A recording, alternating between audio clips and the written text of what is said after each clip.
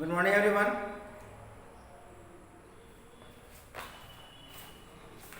Last class में हम लोगों ने रिवाइज किया था चैप्टर 8 और उसके कुछ टॉपिक्स जो है उसको आज कंप्लीट करना है। और वाटर रिसोर्सेज के बारे में हम लोग पढ़ रहे थे और जिसमें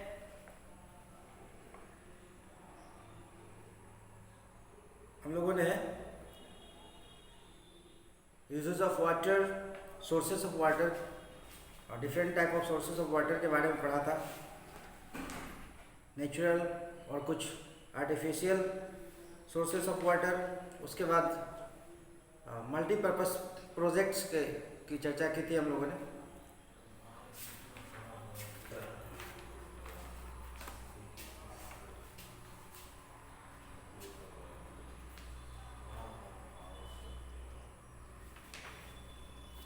मल्टीपर्पस प्रोजेक्ट में कई सारे प्रोजेक्ट्स के नाम भी आपको बताए गए थे और बताया गया था कि किस तरह से वाटर से इलेक्ट्रिसिटी प्रोड्यूस की जाती है, जिसको हाइड्रो इलेक्ट्रिसिटी कहा जाता है।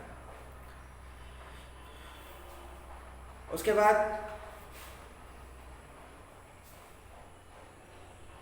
वाटर हमारा नेचुरल वैलिड रिसोर्स है, इसलिए हमारी ये रिस्पॉन्सिबिलिटी है कि हम उसको साफ रखें, स्वच्छ रखें, ताकि हमें पीने के लिए स्वच्छ पानी और अपने और भी कामों के लिए स्वच्छ पानी मिलता रहे। As responsible citizen of India, it is our duty to keep rivers clean. We should not throw domestic or industrial waste in the water. We should not bath or wash clothes on the river banks. कुछ चीज़ें हैं जिनको ध्यान में रखकर ही हम अपने जो वाटर बॉडीज है उसको साफ और स्वच्छ रख सकते हैं। जैसे कि डोमेस्टिक और इंडस्ट्रियल वेस्ट को उसमें नहीं फेंकना। जो भी घरेलू जो वेस्ट होते हैं, कचरा, कूड़ा कचरा होता है, उसको बिल्कुल मनाही होनी चाहिए पानी में फेंकने से। जानवरों को नहलाना, इन सब चीज़ों को रोकना होगा। Our government has initiated various projects to supply clean water to all the people. They are cleaning the rivers so that drinking water is not polluted. The urban area, the water supplied in the tap. Tap के माध्यम से urban यानी शहरी क्षेत्रों में हम लोग पानी प्राप्त करते हैं, पीने का पानी, और इसको पहले ट्रीट किया जाता है यानी प्योरीफाई किया जाता है, इसके इम्प्योरिटीज़ को रिमूव किया जाता है और फिर जो है टैप के माध्यम से यानी नल के माध्यम से लोगों के घरों में पहुंचाया जाता है। साफ करने के लिए पानी को, जर्म्स को मारने के लिए, पानी में उपस्थित जो जर्म्स होते हैं उसको मारने के लिए कुछ केमिकल्स का इस्तेमाल किया जाता है, जैसे क्लोरीन जैसे केमिकल का इस्तेमाल किया जाता है। उसके बाद वाटर को फिल्टर किया जाता है और फिर जो है उसको पीने के लायक बनाया जाता है।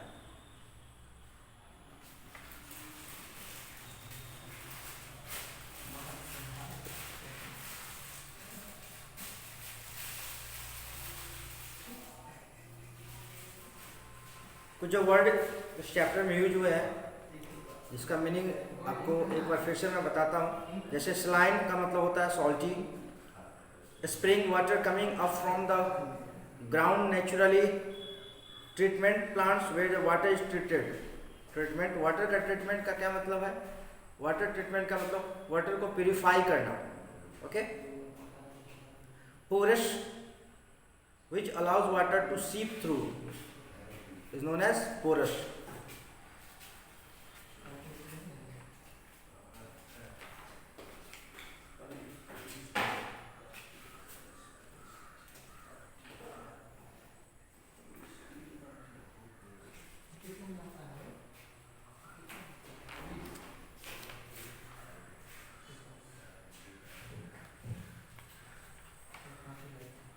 चलिए हम लोग फिर से एक बार ऑब्जेक्टिव क्वेश्चन करते हैं।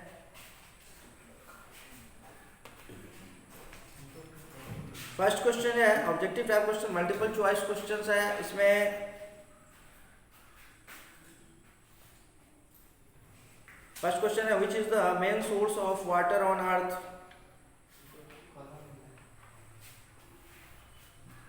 जल का मुख्य स्रोत क्या है? ऑप्शन आपका है oceans, rivers, rain, snow.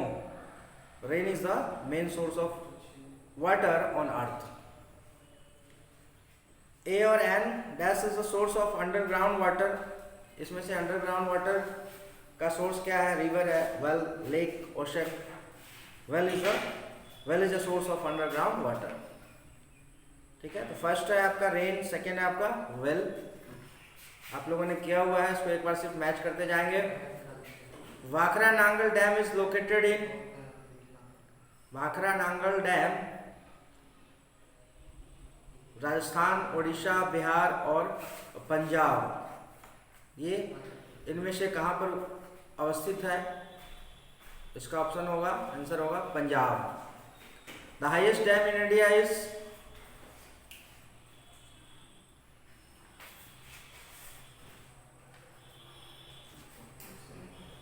Tehri dam.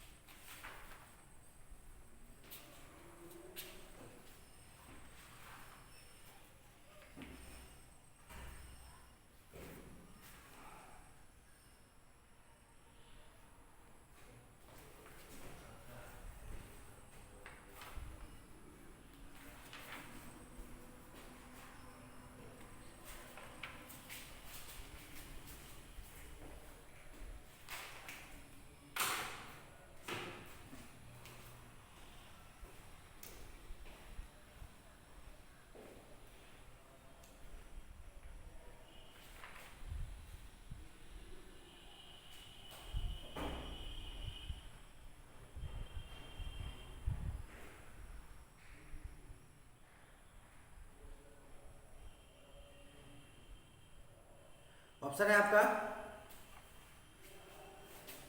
Fourth question है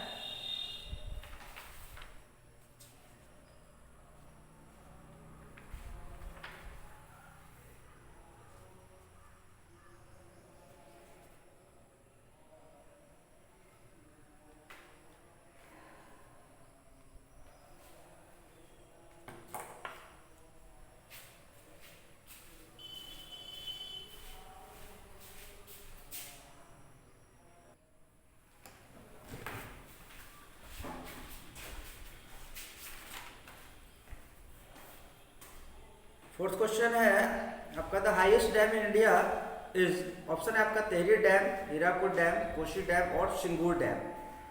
तो हाईएस्ट यानी ऊंचा, सबसे ऊंचा जो डैम है वो टेहरी डैम। ठीक है, फिफ्थ क्वेश्चन है which chemical is added to water to make it safe for drinking. Chloride, chlorine, calcium और कार्बोनेट। ठीक है, तो यहाँ पे क्लोरीन का इस्तेमाल किया जाता है पानी को साफ करने के लिए। अभी अभी मैंने आपको बताया कि certain chemicals such as chlorine are added to water after filtering. Okay, chlorine, fill in the blanks, sea water is dash so we cannot drink it। समुद्र का पानी जो है सी वाटर वो शराइन होता है, सॉल्टी होता है, so we cannot drink it। Dash water is found in rivers, lakes, ponds and waterfalls। Rivers, lakes, ponds and waterfalls में जो पानी उपलब्ध है उसको हम लोग सरफेस वाटर के नाम से जानते हैं, उसको हम लोग सरफेस वाटर कहते हैं। डैश आर, थर्ड है dash are built across rivers, dams are built across rivers. Fourth, dash dam is located in Punjab. Punjab में कौन सा डैम है, यानी पंजाब में लोकेटेड जो डैम है उसका नाम बताना है। Bhakra Nangal dam located in Punjab. Last fifth है dash is the electricity obtained from water that is known as hydro electricity. बिजली जो पानी से बनाया जाता है या पानी जल से प्राप्त होता है उसको हम लोग हाइड्रो इलेक्ट्रिसिटी कहते हैं। ठीक है। उसके बाद आपका मैच द फॉलोइंग था, उसको भी एक बार आप लोग देख ले। ये कुछ डैम के नाम है या मल्टीपर्पज प्रोजेक्ट के नाम है, किस स्टेट में है उससे इसको मैच करना है। पहला आपका है फरक्का बैरेज, फरक्का बैरेज जो है वो वेस्ट बंगाल में है, ठीक है। सेकंड है आपका Nagarjuna Sagar dam, it is located in Andhra Pradesh. Third one is Chambal valley project, it is located in Madhya Pradesh, Chambal valley क्योंकि मध्य प्रदेश में चंबल वैली है। Fourth Damodar valley project, fourth number, it is located in Jharkhand, Jharkhand में है ये दामोदर वैली प्रोजेक्ट। फिफ्थ है Hirakud dam, Hirakud dam is situated या located in Odisha. Six one is Kosi project, Kosi project जो है वो बिहार का प्रोजेक्ट है, ठीक है। और लास्ट है आपका भाखरा नांगल डैम, और ये है पंजाब, ठीक है। तो इस तरह से मैच द फॉलोइंग भी कंप्लीट हो चुका है। एक बार फिर से हम लोगों ने इसको रिवाइज किया। जिन स्टूडेंट्स ने किसी कारणवश नहीं किया होगा तो वो लोग भी आज के क्लास में कर लेंगे। अभी मैंने आपको ए, बी और C multiple choice question, fill in the blanks और मैच द फॉलोइंग, इसको फिर से एक बार मैंने अभी बताया इसका आंसर। उसके बाद very short answer, short answer और लॉन्ग आंसर ये ऑलरेडी आपको करवाया जा चुका है क्वेश्चन आंसर। तो इस तरह हम लोगों ने चैप्टर 8 आवर वाटर रिसोर्स, इस चैप्टर को भी हम लोगों ने रिवाइज किया है ना।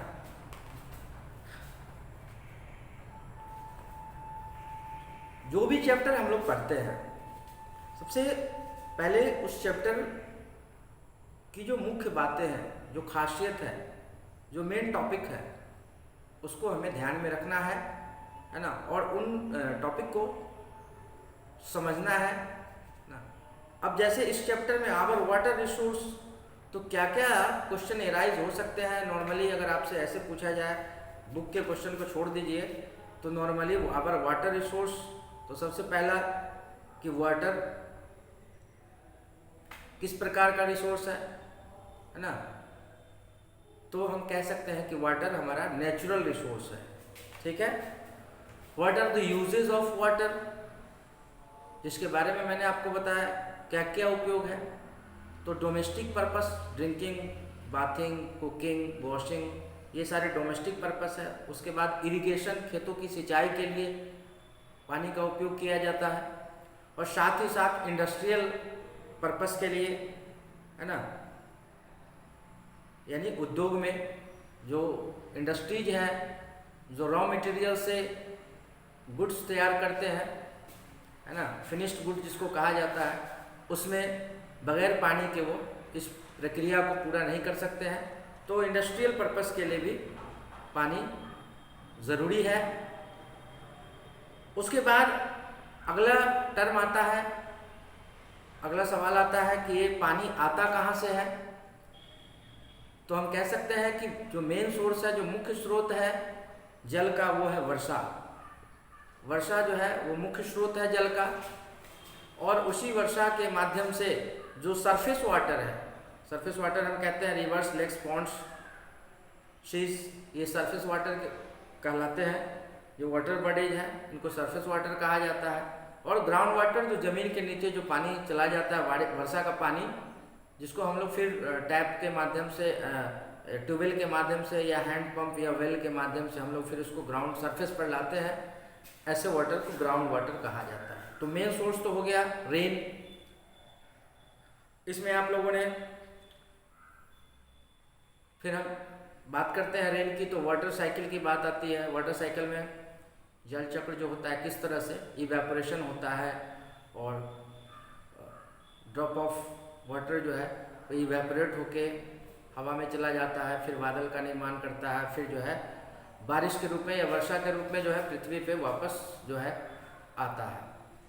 तो ये जो वाटर साइकिल है वो एक इम्पॉर्टेंट टर्म है, जिसको आप लोग साइंस में भी पढ़े होंगे।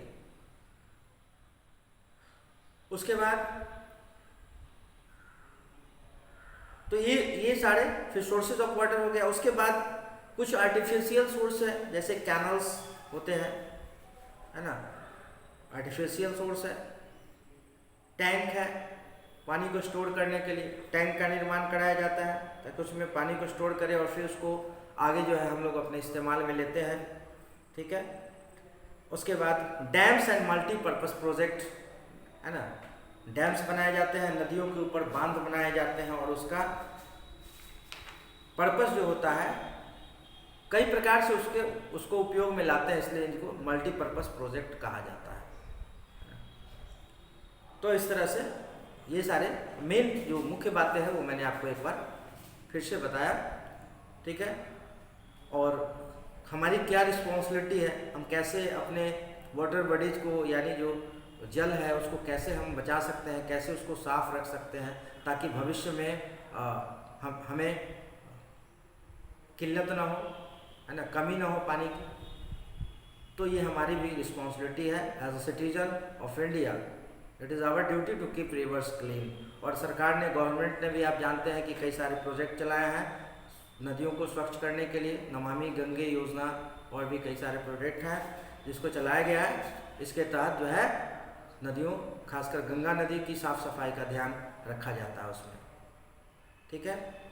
तो हमारे लिए कितना महत्वपूर्ण है वाटर, इस बात को भी ध्यान में रखना है ना।